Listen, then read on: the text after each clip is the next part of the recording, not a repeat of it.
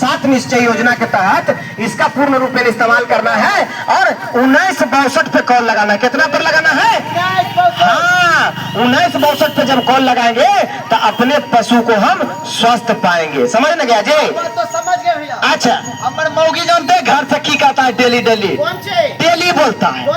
बोलता है हमारे मौगी की जमुई में बेचिएगा ना, लक्ष्मीपुर में, तो 40,000 में अपन गैया के बेचिएगा। अच्छा। अब बॉर्डर के ऊपर झारखंड के ऊपर टिलक जाइएगा तो 80,000 में बेचिएगा। अच्छा। तो 80,000 में 40,000 में जहाँ बेचेंगे तो हम जाकर उधर में बेचेंगे तो 80,000 होगा। तो सुन लो बाबू। हाँ, तो जो है ना, अगर जो मौगी या कनियन के फेरा में रहोगे और अपना गाय माल जानवर बॉर्डर के पार अगर जो बेचोगे तो उस स्थिति में जो है ना तुम पर कानूनन कार्रवाई भी हो सकता है बचवा। हाँ, कहने का मतलब है कि अपना जानवर को जो है ना बॉर्डर से बाहर नहीं बेच सकते हैं, बॉर्डर के अंदर रखना है, वहीं पर इसका जो है ना खरीद बिक्री कर सकते हैं। समझ न गए?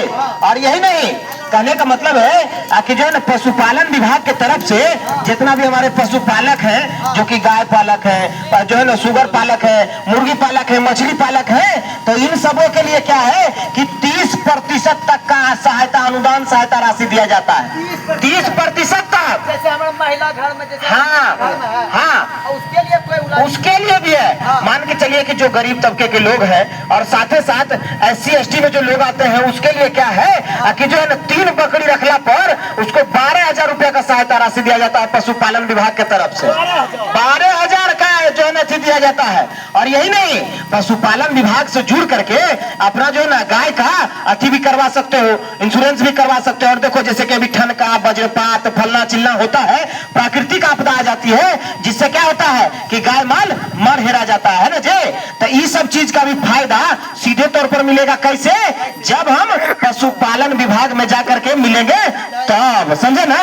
तो इसीलिए सबसे बड़ा जो जरूरी वाला बात है पता है, हम जो अभी बताने के लिए आए हैं, आई देखिए बरसात के दिन में होता क्या है कि गाय माल गंदगी में खड़ा रहता है ना, गंदगी में खड़ा रहता है जेने तेने, तो उससे देखिए एक तो लंगड़ी बीमारी होता है। बरसात के दिन में लंगड़ी बीमारी होता है, जिससे क्या होता है कि पैर में जो है ना कीड़ा लग जाता है और आपका गाय का टंगड़ी सड़ने लग जाता है। समझे ना?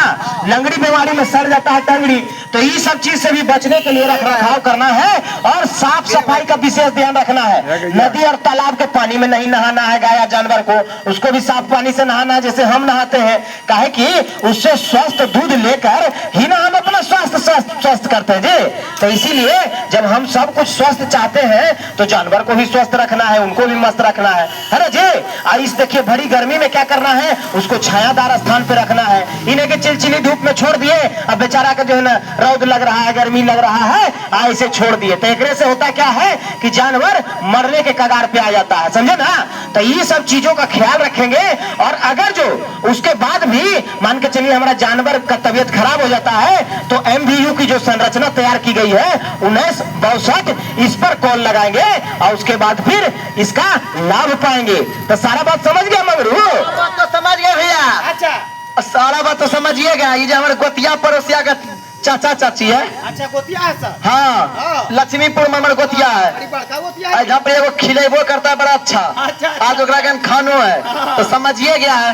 तब की कहा जाता है? सब समझ न गया? सब समझ गया। क्या कहना है कि घर घर अलग जगाएंगे हम बदलेंगे जमाना, घर घर अलग जगाएंगे हम बदलेंगे जमाना, बदलेंगे जमाना, बदलेंगे जमाना, बदलेंगे जमाना, बदलेंगे जमाना, घर घर अलग जगाएंगे हम बदलेंगे जमाना, घर घर अलग जगाएंगे हम बदलेंगे जमाना, घर घर अलग जगाएंगे हम बदलेंगे जमाना। समझे ना?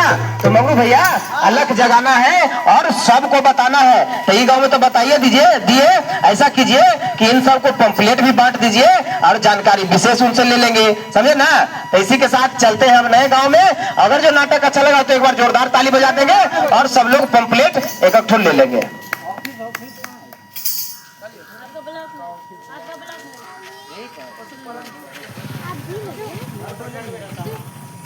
हर प्रखंड में